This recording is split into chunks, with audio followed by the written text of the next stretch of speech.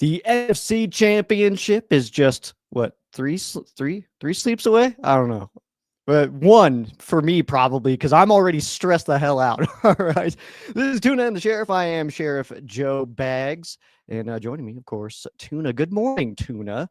How many sleeps do you have Morning. left until the NFC Championship? We got 3 sleeps. We got wake up Friday, you wake up Saturday, and you wake up Sunday. Okay. That's it. You got 3 more sleeps until you got to stress out for 4 hours on Sunday. And speaking of sleeps, can I get a little off topic for a second? We got these new pillows. Have you ever had one of these therapeutic, like one of these things? Nope. Dude. A pregnant pillow? No, I've never had a pregnancy pillow. It might be one, but it is the best sleep I've had in fucking months, dude. Oh my God. I was floating. I was floating all night. I like being pregnant. I'm pregnant. That's what it is. It's just me. I love not that for you. Just Look me. at how excited Gary is for this pillow. That's amazing. I'm just kidding. Ooh, there we go, Gary. That's what I'm talking about. Anyway, had some really cool stuff pop up, by the way, on the Rams socials and stuff like that. The mic'd up with Devontae Adams was absolutely pinnacle. Absolutely loved that. Whoever that friggin' reporter is at the very end, it was like, that cracked me up, man. Anyway, as he was walking off the field, the one he told you was like, "Hey, cool. It ain't that cold out here," but that guy cracked me up. But also between the horns, pinnacle. Between the horns was good. I actually did bookmark 2 mic'd up moments. If you want to look at that real quick before we get back into the preview. I've got which one do you want first? Do you want the McVay and Stafford embrace, or do you want the McVay overtime rally speech? Let's do them in order. Let's go the rally speech and then the embrace. Okay. Make sure you put audio. Don't tell me how to live my life. I'm gonna give you no audio now. Okay, well, first of all, you needed it last time, so don't give me that. All right. Okay. Got it here. Ready? Yeah, let's hit it. Great speech. This is right after Caleb Williams' 4th down miracle that like other teams would just be like, all right, well, we lost. We are winning this game. Whatever happened, who cares? Move on. Be present. Let's go. Let's go. Get it up in here. Family on 3. 1, 2, 3. I would run through a brick wall for Sean McVay. I absolutely love it, man. I love too that they asked Stafford about it, and he was like, "I had to go out for the coin toss, man." He's like, "So I actually had to take off." He's like, "I got the gist of it, though. I heard the beginning. I got the gist of it." I caught the end of it. It sounded cool. Because it does make sense that, like, as for Matthew Stafford, as somebody like, is a leader of the team, that like he could understand that like as soon as Sean McVay says like it doesn't matter what happened, he's like, okay, I got it. I can finish out that speech in my own head. Like I know what to do, and then so he just bounces out. That's so funny. But yeah, that's oh my god. Of course you don't lose it for that, man. He couldn't even talk. That is. I would say that is Stafford's superpower that is not talked about enough. That you only get when you talk about the GOATs, like the Hall of Fame guys. That they have short-term memory. That short-term memory is not just the entire game and like, okay, cool, go win the game. But Between the Horns talked about it as well, where it's like, man, Stafford didn't really have it all game. Whether it's the weather, whether it's the finger. Give credit to Chicago's defense for playing really tight. They made the game hard, and Stafford didn't look like his elite self that we really wanted to see. And yet, despite that, he had a short-term memory to be like, all right, cool. I'm going to throw this no-looker from the right hash all the way to the left side of the field, even though it's like a 15-yard pass by stats. It's like in the air for like damn near almost 30, 40 yards. Yeah. And recognizing that he didn't play his best. Hey, yeah, look great at this. shot. Hey, I love you. Hey, way to hang with me. I was dog for a while. Hey, you both, but hey, we won't be again. No doubt. So I was dog shit for a while. That's great. I talked about it on Ram Showcase last night that like that moment had like such drunk friend energy who like people who haven't seen each other in a long time.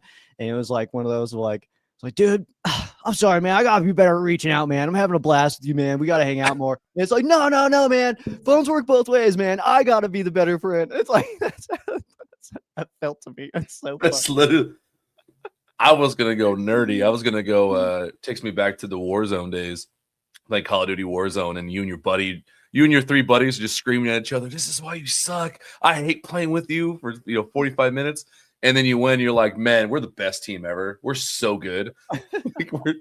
We have such good communication. Man. Yeah, it's just fun, man. That was really cool, but to see them both kind of take that, and then Stu obviously perfectly asked those questions and timed it perfectly too, asking McVay last about that moment, and then asking Stafford about it right away when he came out. So it was kind of like the perfect little moment, and they both kind of were just like, yeah, man, that's my guy. I got to do better for him, and I just love that. That's cool.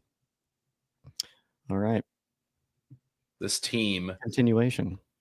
Yeah, if you guys missed yesterday, doing a little fun segment, position head to head. Yesterday, I did not do a great job arguing on behalf of the Seattle Seahawks, who had the edge. No, the Rams are just that good, man. Offensively, yes. I mean, it's no secret the Rams have a much more potent offense. Like that's their namesake this season. That's why they have an MVP candidate. Puka Nacua is up for Offensive Player of the Year. Seahawks do have Jackson Smith and Jigba, but outside that, it's just not as highly touted because of the quarterback situation. I would argue defense, Seahawks will have an edge in a few of these as well. And it's no slight to the Rams. It's just the Seahawks have been playing phenomenal. Do you want me to stay as the Seahawks lawyer, or do you want to take a crack at it? No, I can't do that. I don't know how you do it. I'll be completely honest. I can't do it. I don't know. It's not in me. He said, no, I can't do it. Yeah, it's not in. I can't argue that Seattle is better than the Rams in any setting. I just can't. I don't know, man. No one will tell you. All right. The one where actually I don't know why I marked cornerback. Yeah, that's actually the one that I'll give you. I'll give you. that's reasonable. That's the one that I'll allow you to give to Seattle, I think, up front. And so that's why when that popped up under corner for the Rams already, it's like, all right, I'll take it. But no. Yeah, we'll give this one cornerback over to Seattle. Yeah, we'll just do that. All right. Where do you want to start? All right. You pick. All right. Well, let me pull up the Seahawks depth chart here for myself, just so that I can kind of see what the heck you're mumbling about over there. But we can go ahead and start with edge. Starting with edge. I mean, first and foremost, they're hanging their hat on DeMarcus Lawrence. I would say that's a great pickup for them. When he came to Seattle, he's been reinvigorated from his time in Dallas. He's been a monster in some people's backfields, man. He has not gotten a sack on Stafford, knock on wood. Hopefully that kind of remains the same. But that combination of him and Derek Hall, they're a really good combo. This defense works really well. I don't know how many sacks they have on the season. But DeMarcus Lawrence, I would say, operates at a much more consistent basis than both of the Rams edges right now. Not talking about the entire season, just right now. I think DeMarcus Lawrence is playing as a force off the edge. Fair enough. Yeah, 2 fumble returns for touchdowns. That's crazy. That leads the league. Brutal. That's backbreaking for teams. It's like those things right there help mask the fact that you have Sam Darnold as a quarterback. And I don't really mean that as a slight. Like I really don't. It's just that's how good this team, the Seahawks team, can be. Yeah. What I'll say about the Rams edge rushers is just the simple fact that I just feel like they haven't necessarily reached full potential.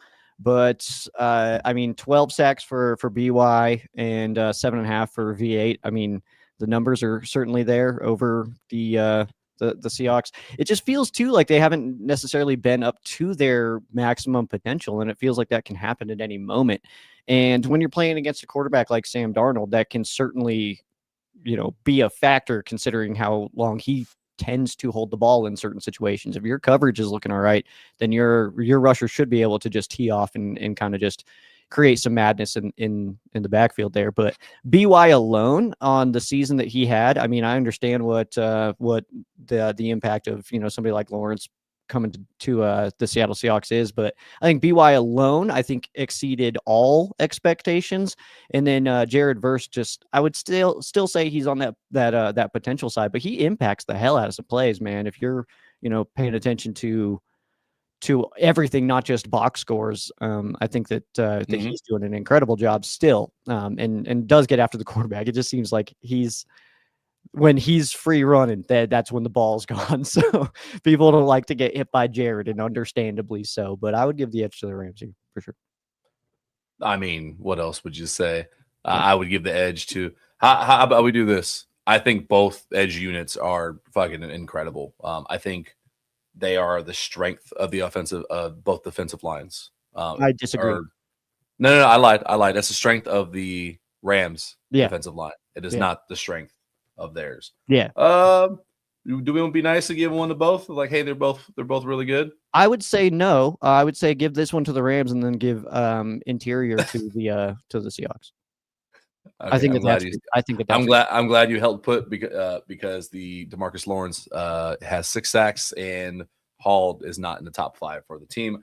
Meanwhile, the interior of their defensive line, it's pretty fucking incredible. They are the reason why the Rams could not do 13 personnel. They have not been efficient running the ball.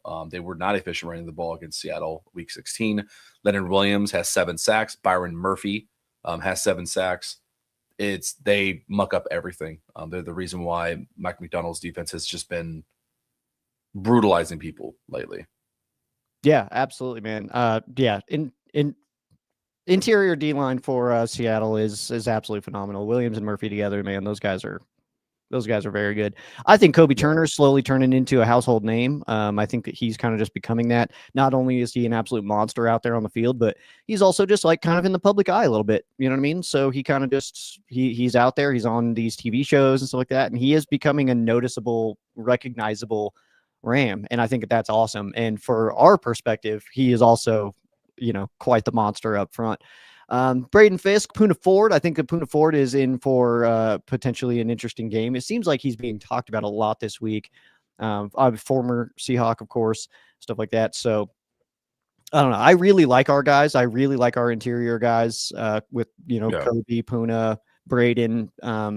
But I think that ultimately, Williams and Murphy, those guys are top tier, man. So I would give them that edge, but I would say that in X amount of time or in week to week, it could be that our guys are playing better, but call it what it is. Those guys are monsters over there. Yeah, it's like I said, this doesn't mean like, oh no, these guys aren't good, but it's literally just Byron Murphy and I already forgot his name. Leonard Williams are playing at all pro level, and it's reflected by it. A little bit underrated still in national media, weirdly enough. Like they don't get talked about as much as I think they should be. Mm-hmm. They legitimately are like the engine to the entire defense. Another one that I truly do think Seattle does have the edge is interior linebacker. And I feel like you're going to push hard against this one. I will say Ernest Jones, second team All-Pro. I think he's leading the team in tackles. He's coming up with big plays all the time. He's looking like right now, he's playing like a monster. He's playing like he's a top 5 linebacker in the NFL right now. It's like in the playoffs, it's hard to find an inside linebacker that's been playing better than Ernest Jones right now. And the fact, I will add this, there's no stat you could put behind it, anything like that. But the fact that he's going up against the Rams, I think that adds an extra boost. Like if this is Madden, he gets like a +5 motivation on his stats. Like he gets a little stat boost because he has to come back and play the Rams this week in the biggest potential game to play a division rival. I don't think there's another inside linebacker better than him in the playoffs right now. Yeah, Nate Landman is absolutely phenomenal. Obviously, he comes over year one, improves our defense dramatically. Captain, green dot, he comes in and is just that guy, and he gets extended right away, reasonably so. But yeah, Ernest Jones is absolutely one of the best linebackers in the NFL right now. Where people are talking about it, it's like, Descendant's in here. I'm still wondering why we traded Ernest Jones. The intention was not for him to be on arrival. We traded him to the friggin' AFC. So the fact that this is even happening kind of sucks, and that was not our plan. But something happened there. We're not sure what. But I think that if anything, that's given him insane motivation. But yeah, he's playing incredible football right now. So I mean, it's reasonable. I've got nothing negative to say about Nate Landman. When you're comparing, one of the best defensive tackles in the NFL to Aaron Donald, it's like there's still an easy answer there. You know what I mean? Not to say that Ernest Jones isn't the Aaron Donald of linebackers or anything like that, but clear cut, he's playing like one of the best linebackers, if not in the NFL right now. It's there will be a lot of conversations this offseason, regardless of how this season goes, how it ends, these last 2 games. I will be talking a lot about the Ernest Jones situation because there's a conversation to be had about that. Not for today though. What can you even say? We know nothing. I know, but there's enough details just from what we do know that like the fact it doesn't make sense is part of the problem. That's my deal. But we've talked about it. We'll talk about it in the off season. Cornerback. I was pushing hard for them to get rid of Rick Woolen at the trade deadline. I wanted him to come to LA somehow, some way, because he's playing a backup. But right now they got a really good rotation. We got over here. Devin Witherspoon is starting. They have him listed at left corner. Right corner is Josh Jobe. Not that matters. Backing them up, Rick Woolen, and I'm just going to say Pritchett. I can't say his first name, and I don't want to screw that up. And Ty Okada. This secondary is flying around everywhere. They are not the Legion of Boom back in the old days, but just at every level, they're very solid, and they're playing really well within the Mike McDonald system right now. I think you can, when I look at what I want a cornerback room to do, a secondary, do you have faith that on any given play they'll get a pick and they will Ty Okada's a safety. Yeah, thank you. My bad. Reading the depth chart wrong. Can they come up with a turnover on any given play? I have more confidence right now in this Seattle secondary to put the brakes on a passing game than I do the Rams secondary, like in any given drive. That's just my thoughts right now. I mean, that's fair. I mean, they're extremely talented in this spot, and this is kind of notoriously all season been a spot that's been a little bit nervous for Rams fans. Yeah. So I think it's totally reasonable. And like Emmanuel Forbes has had stretches where he's played incredible. Playoff Kobe Durant is a real thing. I think that his ability to just show up in the postseason is crazy. Yeah. And then, we still got like guys like Roger McCreary. He's getting, time now, which is, it's kind of crazy. I don't think I fully have grasped the in my head that like Roger McCreary's a Ram. It just feels like such this like little like late edition kind of thing. I don't know. It's kind of crazy to me, but oh yeah, you're here. Yeah. And then like DK and stuff like that, who obviously he was inactive last week and stuff, but if called upon, I trust that he can make a play or something. So yeah, I just think that the top end talent of the Seattle corners it's present. So I think that's fair. Witherspoon's such a good talent, man. He is really fun to watch when you watch this film. This one's going to be interesting. The nickel / star position used a little bit differently in both roles. But the 2 guys we're talking about, the Rams, Quentin Lake, Seahawks, Nick Emmanwori should be up for Defensive Rookie of the Year. I would argue, the main thing, put stats away for both these guys because, and similarly, their impact is felt off the stat sheet by what you can do on the defense with them being on the field. Nick Emmanwori has allowed Mike McDonald to run nickel as a base and still be stout in the run against the Rams 13 personnel and be effective enough in the passing game. Nick Emmanwori, man, like, I don't know where he's like, obviously it's just experience and knowing where he's got to be all the time, but Nick Emmanwori is going to be a star. Like, he's like going to be Cam Chancellor Jr. I hate the fact that he's in this division. There's a lot of parts about this Seahawks defense that sucks that it's in our division. I'll be completely honest with you, man. Their defense is crazy, but Quentin Lake obviously is one of the best. So I mean, we saw it. His absence was very felt, and his return has been very felt. So I mean, yeah, he's just one of the tops in the league. So hard to get over him as far as being sick as hell at the star spot. Even though I'm arguing for Seattle, yes, Wildboard, Nick Lake over Emmanwori, and the one reason why they both excel at 2 different things. Whereas Emmanwori can really be just the crazy enforcer in the box. He's very good in coverage as well. So is Lake. Go ahead. These comments, I think, are misinterpreting what we mean by star position at all. It's not. We're not saying nickel. That's not in Seattle is running a nickel guy. Ours is a star who is safety and can play slots and that stuff. It's different. Yeah. Emanwari does have a little bit of safety in him as well. I think he played a little bit of that in college, but I'm just talking about in their current system. The reason why I give Lake, even as a Seattle lawyer here, and I hope Rams fans that are watching can appreciate this secondary sucks even more without Lake. If you take Nick Emanwari out, there's enough talent on that back end to where it's not going to kill their defense. They're still going to be effective. You take Lake out of here, we have evidence to show that, like, dude, this is potentially not a Super Bowl team. Lake, for whatever reason, raises the rest of those ships on the back end. That's a slight edge for him. And yes, Emanwari plays everything as well. A little bit different impact right now. Captain, man. I mean, he's a captain and was a green dot last year. I mean, it's just a different setup. I mean, it's not just purely what that one player is doing on a specific play or anything like that. It's just the overall command in the defense. So I would say, it's a slide. I've got slide edge. Like, I'm talking slide. I'm not knocking Emanwari down a bunch at all. I love that dude. Like, he's my favorite Seahawks player to watch. I felt it gross to say. Yeah, I don't like that. And then I love when people from other teams come in and don't like our stuff. It's like, well, we're not a Seahawks channel, so I'm sorry. No one said this was okay for you. Okay. You're not even the audience, my guy. You're good. Safety. Go for it. Yeah, I like the depth of the Rams safety here. So I'm looking over here at the Seahawks depth chart. Kobe Bryant, Julian Love, Okada, obviously. But I think that the depth that the Rams have here with, Cam Curl, who's playing phenomenal football, man. Open field tackler. He's absolutely incredible. He played the hell out of that Caleb Williams pass in overtime last week. I know that much, man. Give 9 another shot, and that's all we could ask for at that point. But I would say the having like Tank as depth, Kinchins is depth, who is a notable Seahawk killer, I like our depth here a lot, and I would say that I would give the edge to the Rams here, and also Wild Boar. We're not talking about you, dude. So anyway, I was.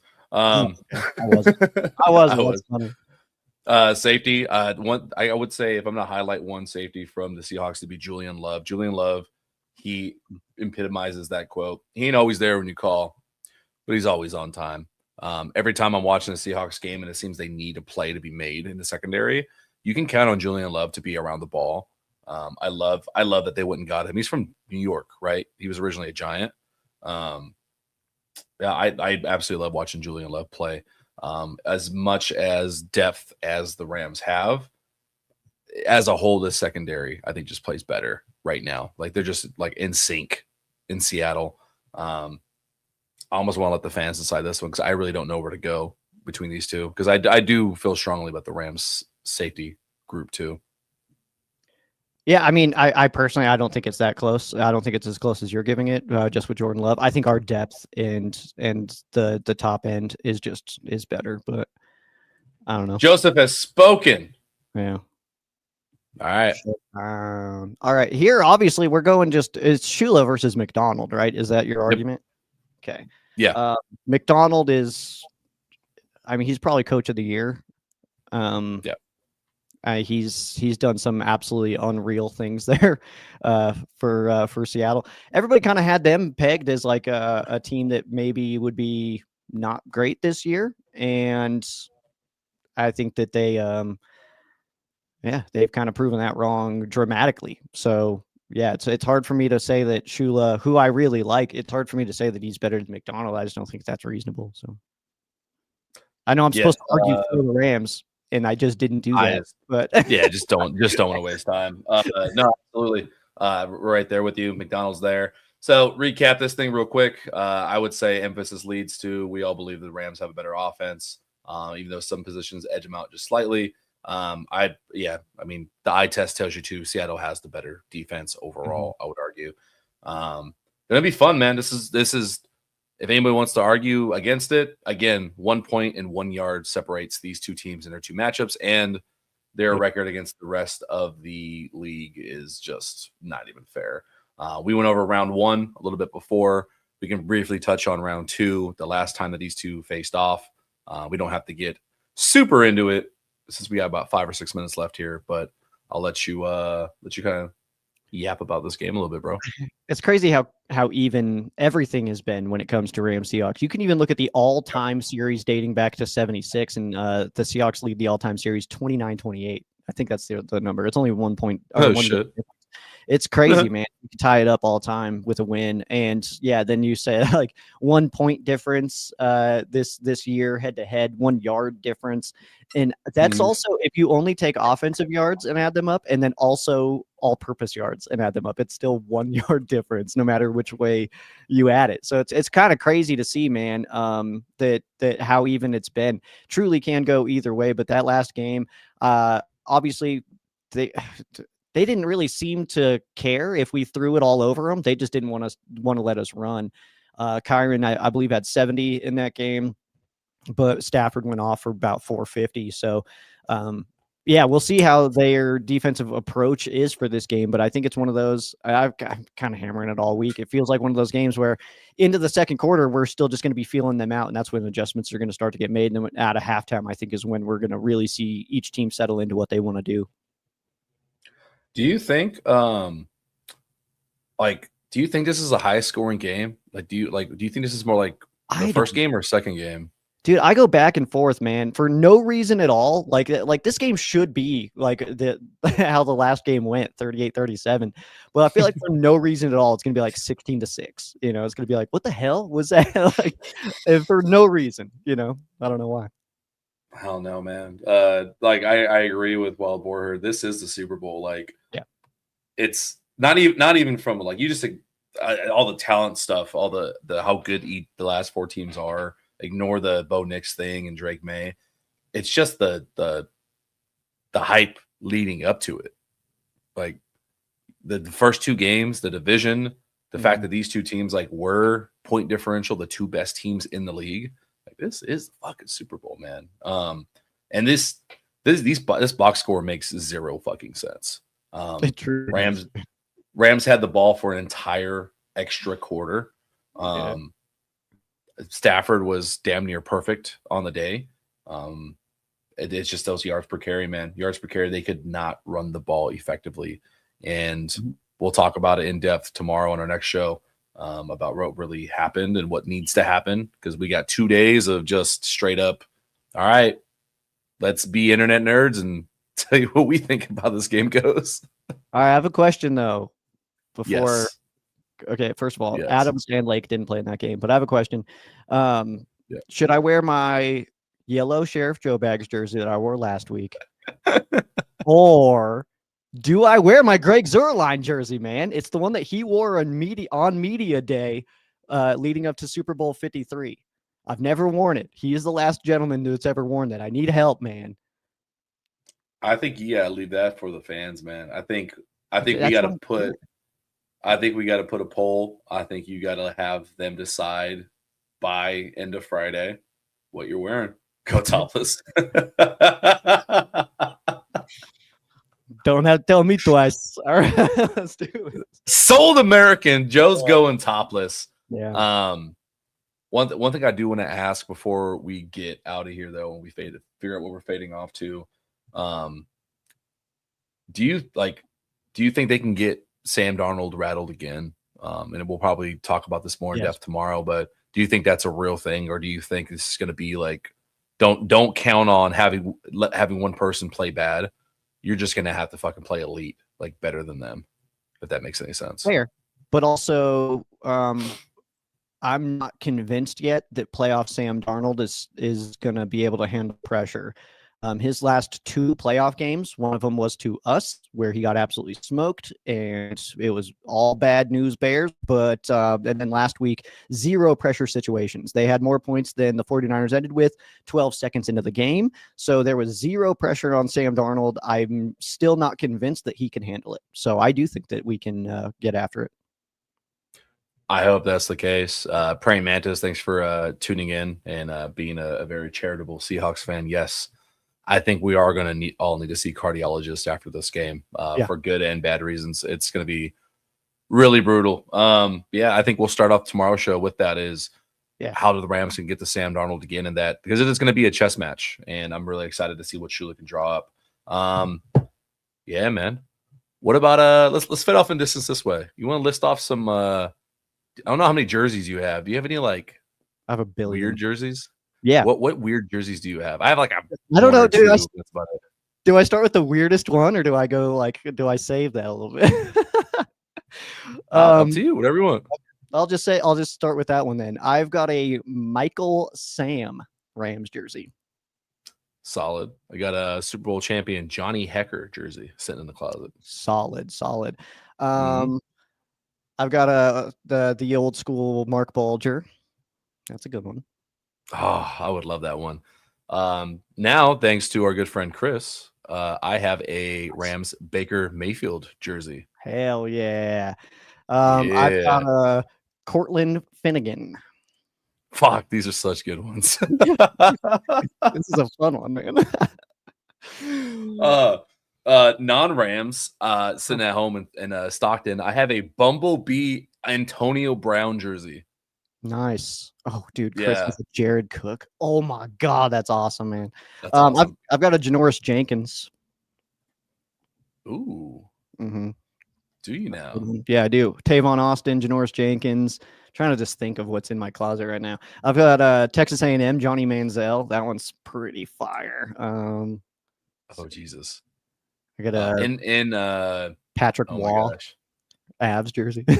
I'll even go cross sport. One of my favorite, actually probably my favorite player of all time. I have a signed Sixers Andre Iguodala jersey. Ooh, fire! I do have a Thunder Russell Westbrook jersey.